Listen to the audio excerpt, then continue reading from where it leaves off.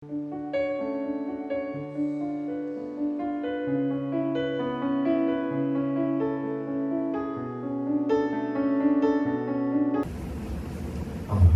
시간에 이어서 우리가 세 사람에 관해서 생각해 보고자 합니다.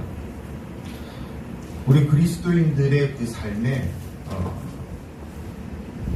이 새로운 옷을, 새 사람의 옷을 입어야 된다라고 제가 지난주에도 말씀을 드렸어요. 마치 우리가 헌 옷을 벗어버리고 새 옷을 입듯이 우리가 밖에 나가서 먼지를 다 뒤집어 쓰고 집에 들어가서 샤워를 하고 그 옷을 다시 입진 않잖아요. 새로운 옷을 꺼내서 입듯이 우리가 이제는 예수 그리스도를 믿는 우리라면 새로운 옷, 바로 새로운 사람의 옷을 입어야 된다라고 말씀을 드렸습니다. 그러면서 오늘 본문 속에서 사도 바울은 5가지의 옷을 이야기하고 있는데 지난주에 제가 2가지를 말씀을 드렸어요. 5가지 다 말씀드리면 지난주에 예배가 안 끝날 것 같아서 2가지만 말씀을 드렸고 오늘 3가지를 보려고 합니다. 여러분 첫 번째가 뭐였는지 혹시 기억하십니까? 첫 번째는 진실의 옷을 입어야 돼요. 진실 때문에. 그리고 2번째는 어떻게 해야 돼요? 잘못된 감정을 벗어버리고 조절이 잘된 감정의 옷을 입을 수 있어야 됩니다. 이렇게 지난주에 우리가 2가지의 옷에 대해서 얘기를 나눴는데 여러분 어떠셨어요? 한 주간에 여러분의 삶 속에 정말 거짓의 옷을 벗어버리고 진실됨의 옷을 입고 살아가셨습니까? 또 내 감정이 욱할 때도 있고 막 성질이 날 때도 있고 그럴 텐데 내 감정을 잘 조절하면서 정말 은혜롭게 하나님의 사랑을 이야기하는 그런 삶을 사셨습니까? 오늘 3번째로 우리가 입어야 될 옷이 있습니다.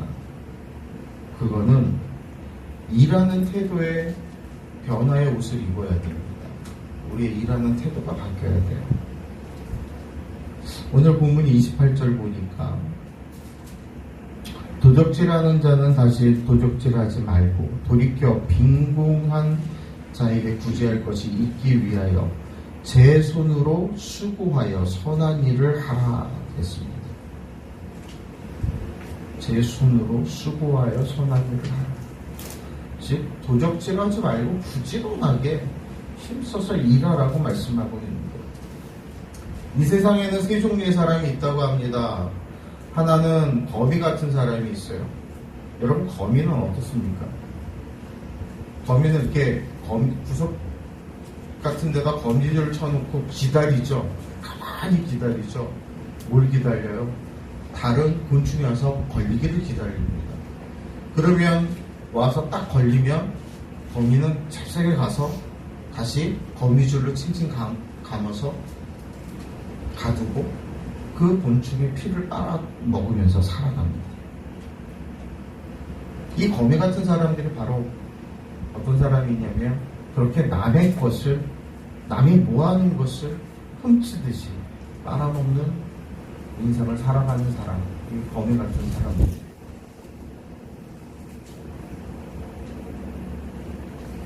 다음은 개미 같은 사람이 있어요. 개미 같은 사람들은 어떤 사람이 열심히 모아요. 열심히 모읍니다. 개미도 열심히 모으잖아요. 근데 그 모음이 자기 종족, 자기들만을 위해서 모아놓는 거예요. 우리들도 열심히 일합니다. 그런데 그 일함이 그 개미들처럼 나의 가족, 나만을 위한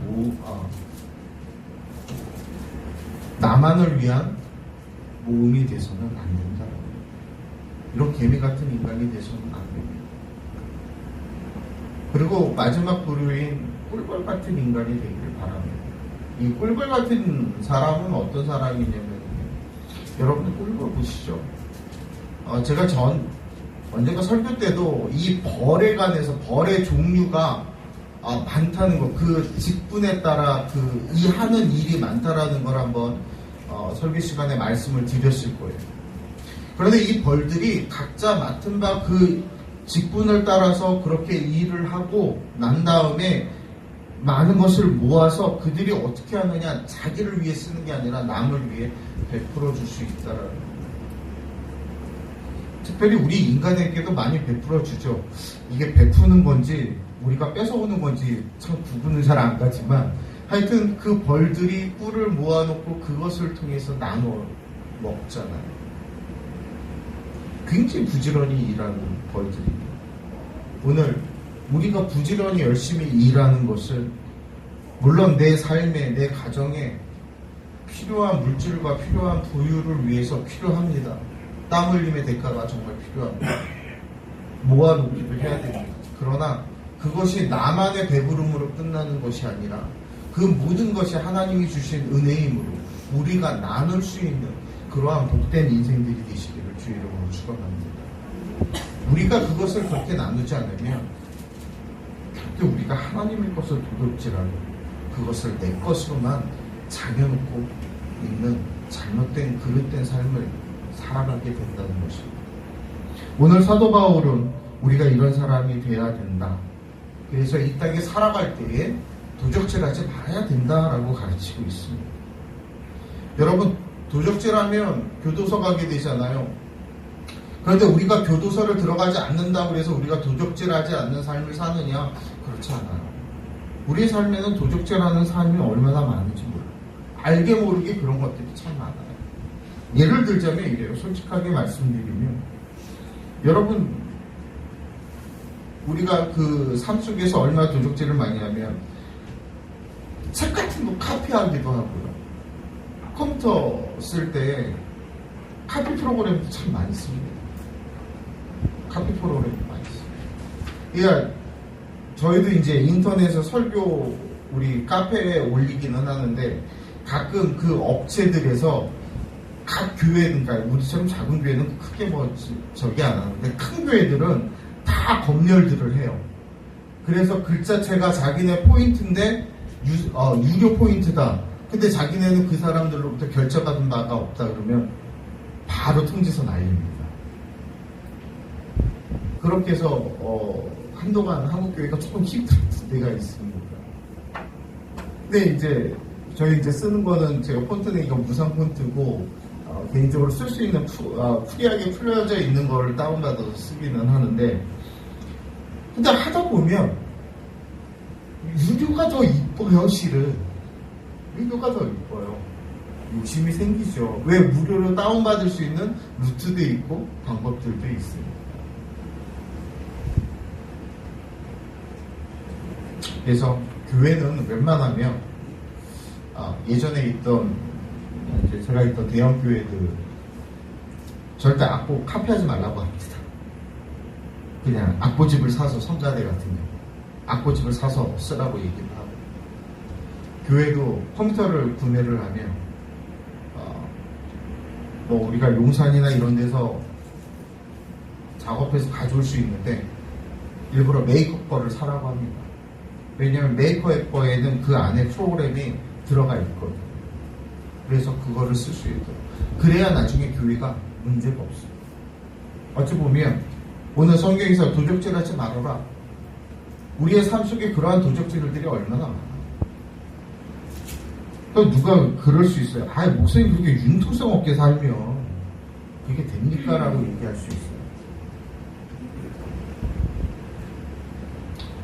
사랑하는 성도 여러분, 융통성이 중요한 것이 아닙니다. 내가 하나님 앞에서 얼마나 바르게 서 있는 게 더 중요합니다. 우리의 삶 속에 정말로 그러한 도적질 같은 행동을 하지 않기를 바랍니다. 우리가 가끔 저 여의도에 계신 분들을 향해서 저 도둑놈들 하잖아요. 요새는 더 도둑놈들 같아요.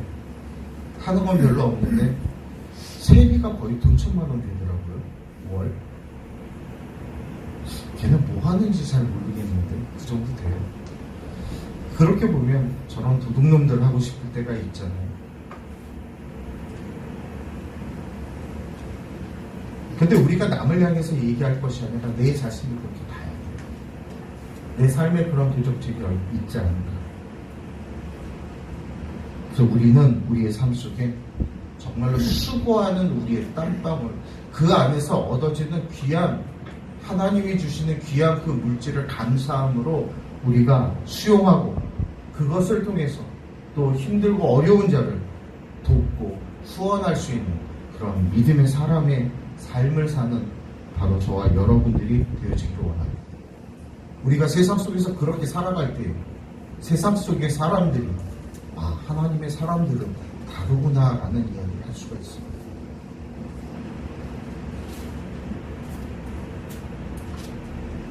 가끔 아내가 그런 얘기를 합니다. 아니 교회가 뭐 하려고 이렇게 땅들을 많이 사나? 그렇다고 그 땅을 뭘 짓는 것도 아니에요. 교회들이 땅 장사할 일은 없잖아요. 근데 왜 그럴까요? 왜? 그렇다고 거기에 교회를 지어서 분리개척을 시키는 것도 아니에요. 하나님이 주신 복이고 은혜인데 그렇게 내가 깔고 앉아서 내가 그것을 지킨다고 해서 그것이 온전히 다 내 것만은 결국에 세상 사람들은 그럴 때에 그들을 향해 도둑놈이라고 얘기합니다. 오늘날 우리의 교회가, 특히 우리 노아방주교회가 또 우리 성도들이 그런 도둑이 되지 않기를 바랍니다. 하나님이 주신 건, 정당하게 주신 건 감사함으로 받으면서 그것을 내가 흘려보낼 때 더 크고 놀라운 축복의 통로가 여러분께 열려질 줄로 믿으시기 바랍니다. 그것이 바로 하나님께 영광 돌리는 삶입니다. 그리고 네 번째로 우리가 입어야 될 옷이 있는데 그것은 뭐냐면 바로 바른 언어 생활의 옷이에요. 29절 말씀 보시면 무릇 더러운 말은 너희 입 밖에도 내지 말고 오직 덕을 세우는데 소용대로 선한 말을 하여 듣는 자들에게 은혜를 끼치게 하라 그랬습니다. 우리가 그리스도 안에서 새 사람이 되었다면 우리의 입에 이 말버릇부터 좀 고쳐야 돼요. 오늘 성경에서 무릇 더러운 말은 너희 입 밖에도 내지 말고라고 했습니다. 여러분, 이 더러운 말이라는 것이요, 헬라어로 보면 사프로스라는 말이에요. 사프로스. 이게 원래의 뜻은 뭐냐면 썩은 열매라는 거예요. 썩은 열매. 그러니까 바꿔 말하면 무릇 더러운 말, 우리의 더러운 말, 우리의 입에서 썩은 열매가 나간다는 거예요. 우리의 그 더러운 말로 썩은 열매를 맺게 된다는 겁니다. 그래서 우리가 옛사람에게 속해 있을 때는 마음이 썩어 있기 때문에 우리의 입 밖으로 나오는 모든 것들이 그런 더러운 썩은 말이 나올 수밖에 없어요. 그러나 이제 우리는 예수 그리스도 안에서 새로운 사람이 됐고 새로운 피조물이 되었으므로 우리의 마음 역시도 새로워져야 된다는 거예요. 그럼 우리의 마음이 새로워졌으면 어떻습니까? 우리의 입에서 새로운 말이 나가야 돼요. 선한 말이 나가야 되고 은혜를 끼치는 말이 나가야 돼요. 이 선한 말, 이 은혜를 끼치는 말, 우리가 어떻게 하면 살 수 있을까? 어떤 사람이 이런 얘기를 했더라고요. 말할 때 세 가지를 생각하면서 얘기해요. 하나는 이 말이 진실한 말인가? 내가 하는 말이 정말 진실한 말인가? 생각하면서 하라는 거예요. 그러니까 저를 보면서 목사님 너무 잘생기셨어요. 진실한 말인가 생각을 하시면서 하세요. 근데 표정들이 어두우세요? 뭐 진실 아니에요? 아니 그럼 여태까지 거짓말 하신 거예요? 진실한 말입니다. 우리가 가끔 윤재영 집사님이나 고 집사님한테 정말 아름다우십니다. 진실된 말이에요. 거짓된 말 아닙니다. 두 번째로 이 말이 선한 말인가? 선한 말인가? 이 선한 말인가 생각을 해봐야 돼요. 이 진실된 말을 할 때 이 선한 말인가? 근데 이런 경우가 있잖아요. 예를 들어서 누군가가 뭘 잘못했어요. 그러면 선한 말이면 그 사람이 그 잘못을 분명히 지적해서 얘기를 해줘야 되잖아요. 그죠? 그런데 많은 사람 앞에서 그 잘못함을 얘기해야 될까요? 선한 말이니까 해도 되지 않아요? 라고 할 수 있는데 아닙니다. 오히려 그것은 그 사람을 욕되게 할 수 있고 불편하게 할 수 있기 때문에 어찌 보면 악한 말이 될 수 있습니다. 그러므로 누군가의 잘못을 안다면 내가 먼저 조용히 찾아가서 권면하십시오. 그래도 바뀌지 않는다면 교육자들을 초청해서 같이 가서 권면하십시오. 그래도 바뀌지 않는다면 바뀔 때까지 우리는 기도할 수밖에 없습니다. 그 세 번째로 이 말이 꼭 필요한가를 생각해보세요. 이 말이 꼭 필요한가? 진실하고 선한 말이 있는데 그 말이 정말 그 시간에 그 자리에 정말 필요한가 생각해 볼 수 있어요. 이제 내일부터는 고3 학생들이 수시 원서를 씁니다. 우리 장로님 막내도 이제 내일부터 수시 원서를 쓸 텐데 뭐 세 번째니까 뭐 그렇게 긴장되시지 않을 거예요. 저는 저희 첫째 쓸 때 진짜 머리 터지는 줄 알았어요. 그걸 어떻게 해야 되지? 물론 가야 될 학과는 정해져 있었지만 어떠한 유형으로 이걸 접근을 하고 해야지 잘 될까? 근데 예를 들어서 그렇게 해서 애가 붙었잖아요. 근데 이게 누군가에게 같은 이제 시험을 본 자녀를 둔 부모들끼리 나는 붙었어. 뭔가 자랑을 하고 싶어.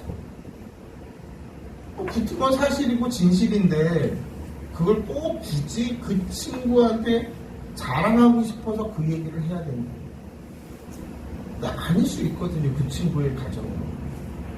어찌 보면 그것이 괴로울 수 있거든요. 그것이 우리 서로 간에 덕을 세우지 않을 수 있는.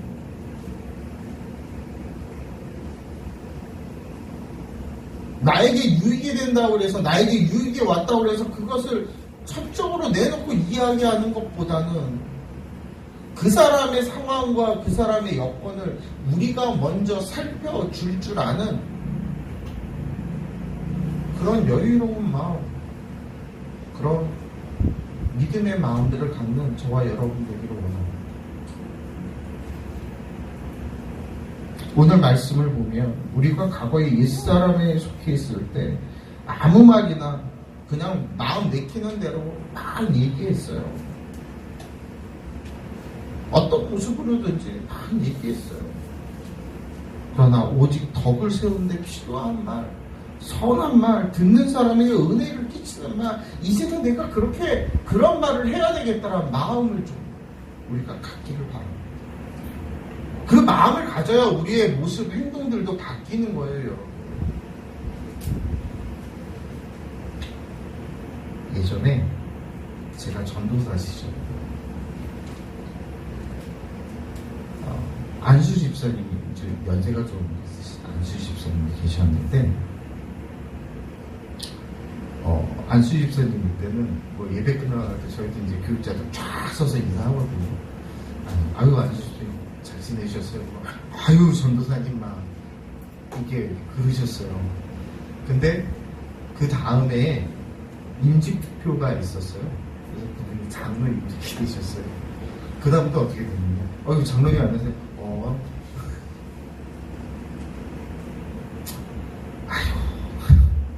아이고 소리가 나네.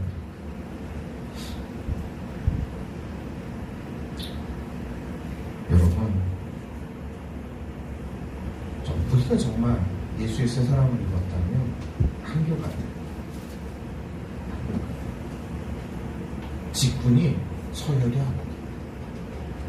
직분이 서열이 아니다.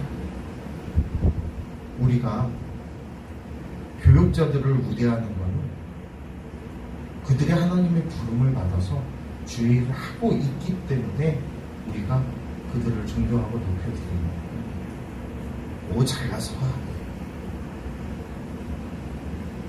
내가 장로의 직분을 맡는 거, 내가 그만큼 교회를 위해 헌신하라고 이 자리에 세우는 거야. 내가 권사의 직분을 받는 건 내가 교회를 위해 그만큼 기도하라고 그 자리에 세우는 거야. 내가 안수집사의 직분을 받는 건 그만큼 교회에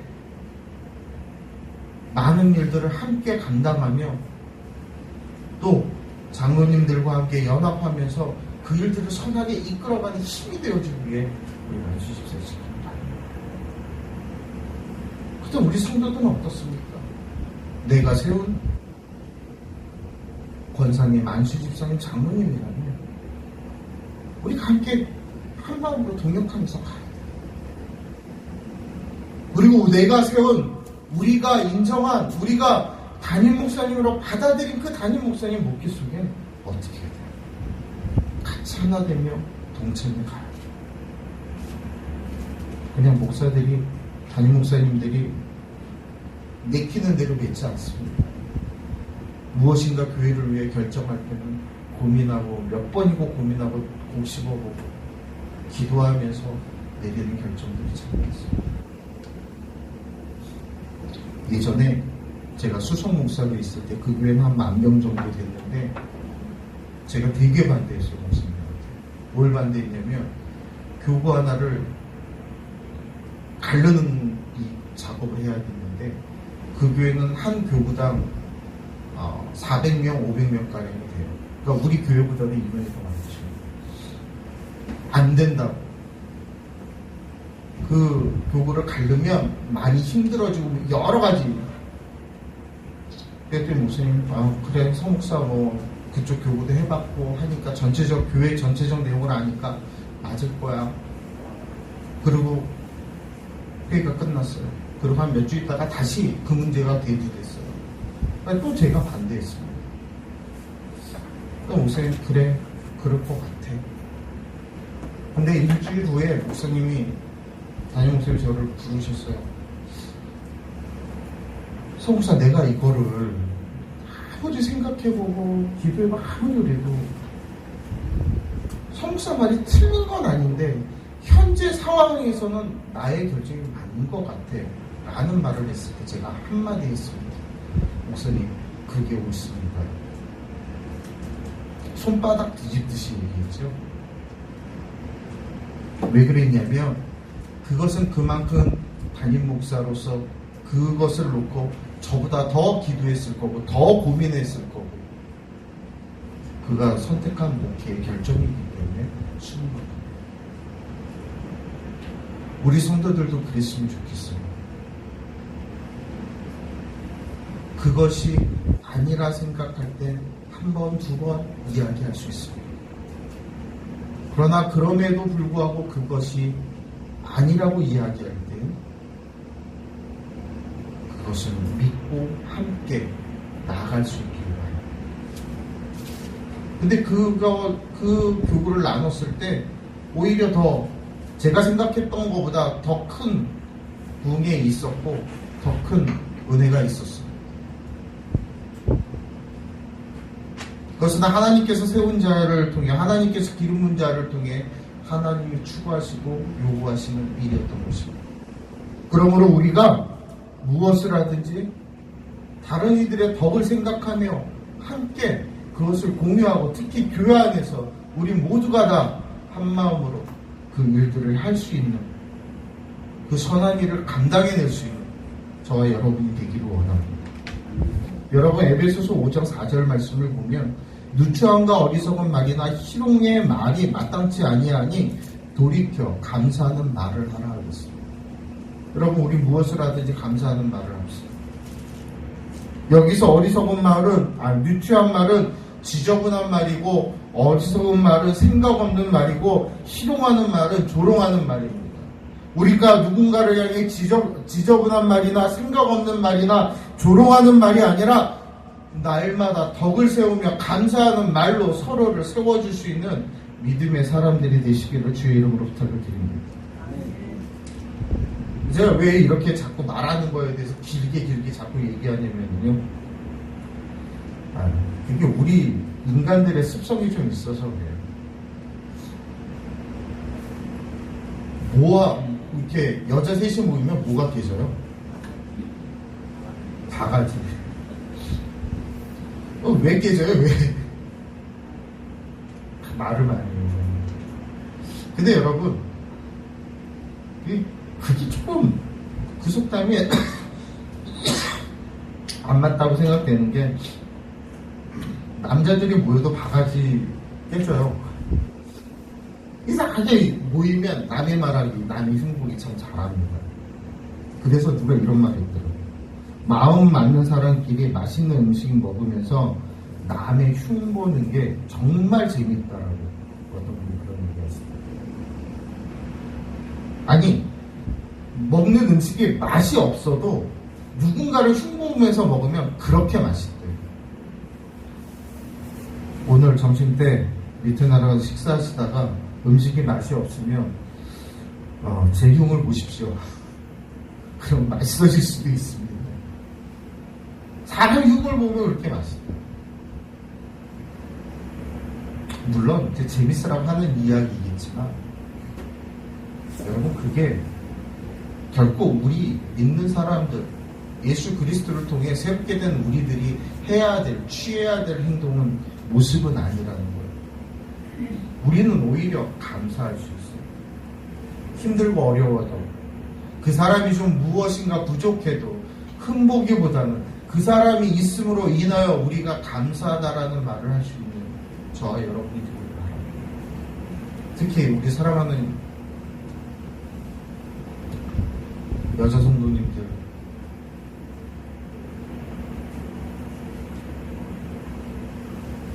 집에 계신 남편들이 아무리 왼수 같고 지랄 같고 뭐하다 하더라도, 또 집에 있는 자식님의 새끼들이 가서 같이 쥐어받고 싶고 발로 걷어차고 싶고 하더라도, 그가 있으므로, 그 남편이 있으므로, 그 자식이 있으므로 감사하다라는 마음으로 감사할 수 있는 우리의 모습들이 있기를 바랍니다. 그리고 사랑하는 성도 여러분, 우리의 이웃들이 있음을 감사하십시오. 이웃이 없으면, 그 이웃들이 없으면 나의 삶은 피폐해질 것입니다. 남과 함께 할 수 있는 그 삶이 얼마나 기쁘고 즐거운지를 우리가 알아야 됩니다. 그렇다면 그 삶 속에서 우리는 어때야 돼요?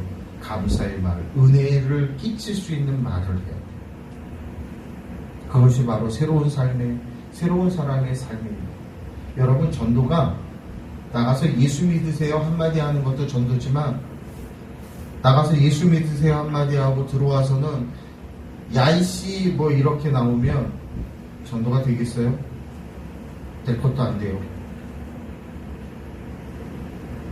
우리가 먼저 은혜를 끼치는 말을 통해서 주변에 나의 사랑하는 사람들과 나눌 수 있기를 바랍니다. 그래야 저 사람의 말을 볼 때에 그 사람이 바뀌었다면, 저 사람이 교회 다니더니 예수 믿더니 바뀌었네? 그 이야기를 들을 수 있습니다. 그럴 때에 또 다른 전도의 열매를 맺어질 줄로 믿습니다. 그리고 마지막으로 우리가 벗어야 하고 입어야 될 것이 있습니다. 31절을 보니까 31절 말씀 우리 함께 봉독하시겠습니다. 너희는 모든 악독과 노함과 분냄과 떠드는 것과 회방하는 것을 모두 악의와 함께 버리고, 뭘 버리래요? 우리의 악독함, 노함, 분냄을 또 비방하는 이 모든 악을 함께 다 버리라는 거예요. 이 모든 것들이 과거의 옛사람의 모습이기 때문에 버리라는 거예요. 여러분, 마음에 악독한 마음이 생기면 뭐가 생기는지 아십니까? 복수심이 생겨요. 내가 복수하리라. 내 분노가 가득 차오르면 그래, 너 나한테 한번 걸려, 내가 완전히 박살을 내버릴 거야. 이를 갈면서 복수의 마음이 생깁니다. 예수를 모를 때는 그럴 수 있어요. 예수를 모를 때. 그러나 우리는 어떻게 해야 됩니까? 예수를 믿는 우리는 지금 어떻게 해야 됩니까? 용서할 수 있습니다. 32절 말씀 함께 봉독합니다. 서로 인자하게 하며 불쌍히 여기며 서로 용서하기를 하나님이 그리스도 안에서 너희를 용서하신과 같이 하라. 개역개정 성경으로 보면 이렇게 기록이 됩니다. 서로 친절하게 하며 불쌍히 여기며 서로 용서하기를 하나님이 그리스도 안에서 너희를 용서하신과 같이 하라. 친절하게 불쌍히 여기며 서로 용서하라.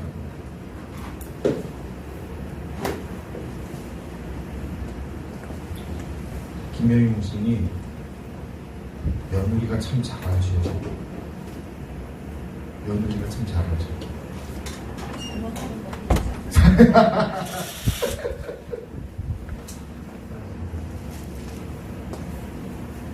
이 고부간의 갈등이 해결이 안 돼요.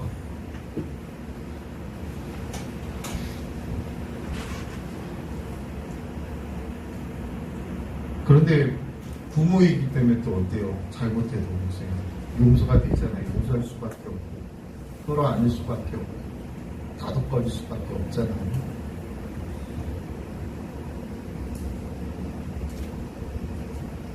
가끔 저희 집에서도 저희 막내가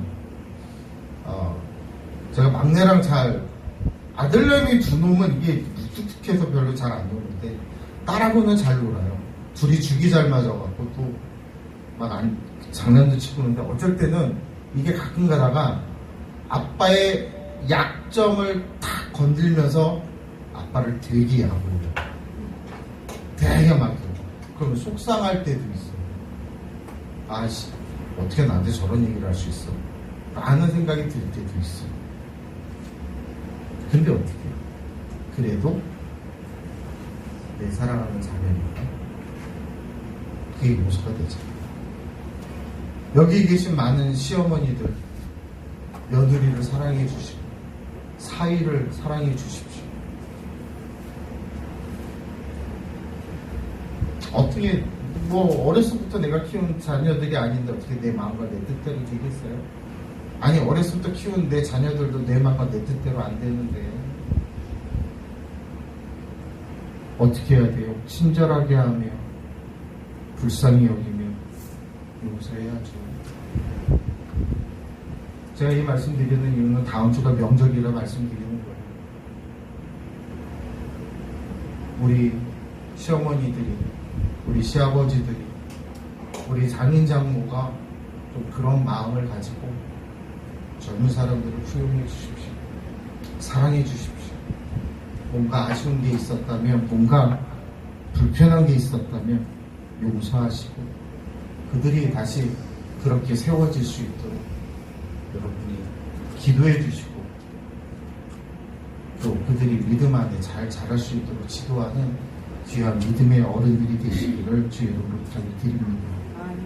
여러분 예수님이 이 용서에 관해서 마태복음 18장에서 우리에게 예를 하나 들어주시는데 임금에게 1만 달란트 빚진 사람이 있었어요. 1만 달란트.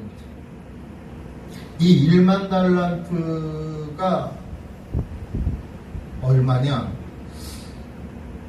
이게 어느 주석가를 보니까 달러로 1650만 달러 정도 돼요. 1650만 달러. 그래서 이게 얼마까지 하고 환산을 해봤어요. 금요일 기준입니다. 우리나라 1달러에 1333원 1대 계산을 해보니까 221억 원 정도가 됩니다. 221억 원. 웬만한 사람이 갚을 수 없는 웬만한. 그런데 그 돈을 탕감해 줬대요. 그 임금. 역사적으로 보니까 유세푸스라는 사람이 유대가 로마에 바친 1년 세금이 총 세금이 800달란트인데 그거보다도 몇 배가 많아. 그렇게 용서해서 돌려줘 보냈더니 이 사람이 가다가 자기에게 100데나리온. 이 1데나리온이 한 4달러 정도 된대요. 그러니까 그 4달러 정도밖에 안 되니까 얼마 되지도 않잖아요. 100데나리온은 400달러예요. 그 빚진 자를 붙들고는 돈 내놓으라고 하는 모습을 보입니다. 어찌 보면 그게 우리들의 모습일 것 같아요. 내가 죄인이었고 내가 아무 조건 없이 용서받고 예수 그리스도를 통해 영원한 생명을 우리가 받게 되었는데 그 영원한 생명을 받은 우리가 다른 이에게 나무라고 합니다. 다른 사람에게 나에게 조금 잘못했다고 악독한 마음을 품고 그에게 복수할 날을 기다리고 있습니다.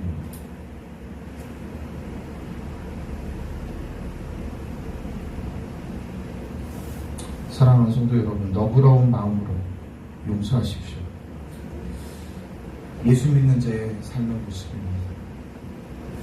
저도 이 말씀 생각하면서 참 고민 많이 했습니다. 회개도 많이 하고 운전할 땐 너그러운 마음이 안 생기더라고요. 저것이 그러나 성경은 그래도 참고 용서하고 너그럽게 살아라는 거.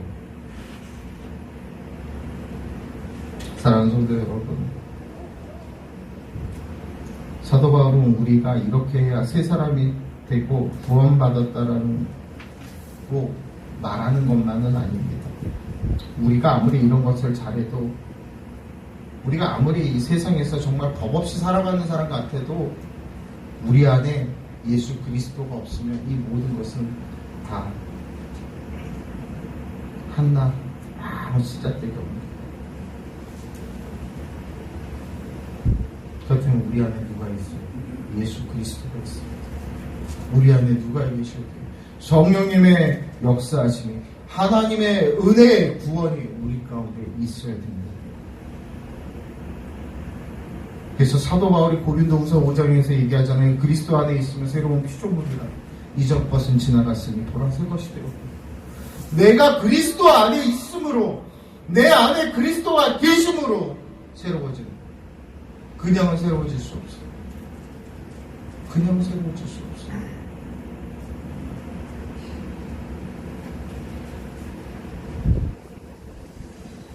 여러분, 예수 그리스도 앞에 나가시기 바랍니다. 그리고 새로워지십시오. 새 옷을 입으십시오. 여러분이 새로워지고 여러분의 모습이 새로워진 그 모습이 세상 사람들에게 드러낼 때 그 어떠한 말보다도 더 크고 놀라운 전도가 되어질 것입니다. 우리가 아무리 애써서 하나님께 영광을 돌리려고 아무리 해봤자 내게 그 하나님의 은혜가 없으면 영광이 아니라 오히려 그 이름을 망령되이 일컬음을 받도록 만드는 삶이 될 것입니다. 그러므로 예수 앞에 사로잡힌 바, 하나님 앞에 사로잡힌 바로서 나의 변화된 삶을 통하여 하나님께 영광 돌리는 여러분의 삶이 되시기를 주의 이름으로 축원합니다. 우리가 결론적으로 알아야 될 중요한 말씀이 있습니다.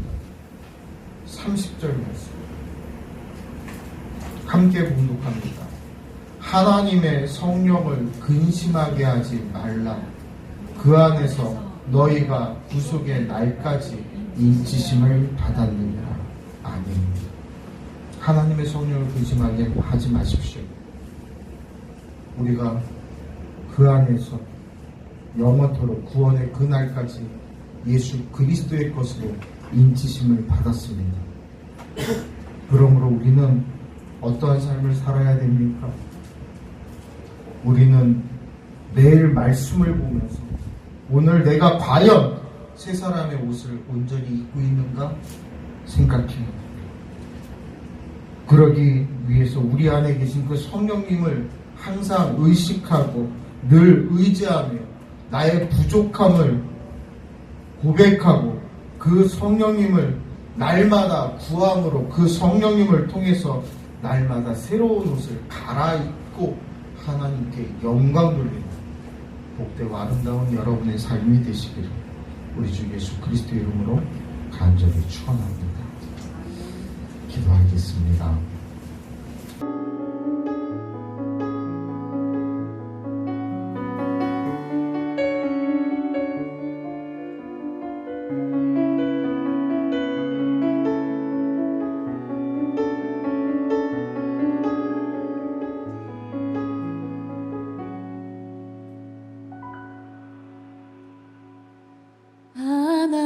하나님의 사랑을 사모하는 자, 하나님의 평안을 바라보는 자, 너의 모든 것 창조하신 우리 주님이 너를 얼마나 사랑하시는지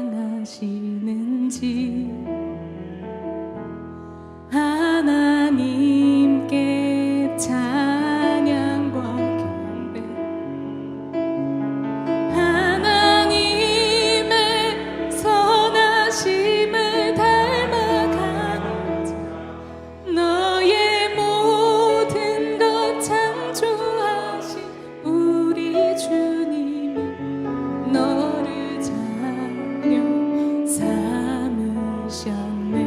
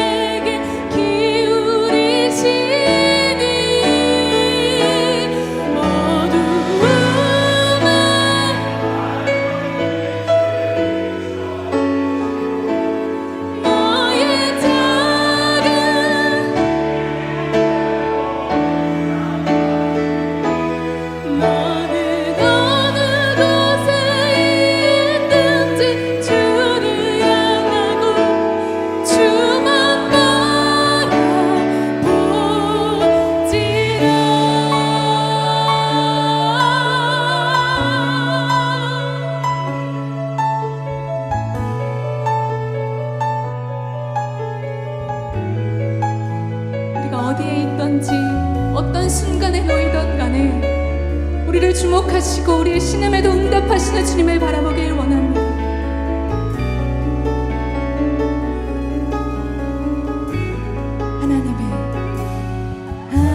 하나님의 사랑을 사모하는 자, 하나님의 평안을 바라보는 자, 너의 모든 것 창조하신 우리 주님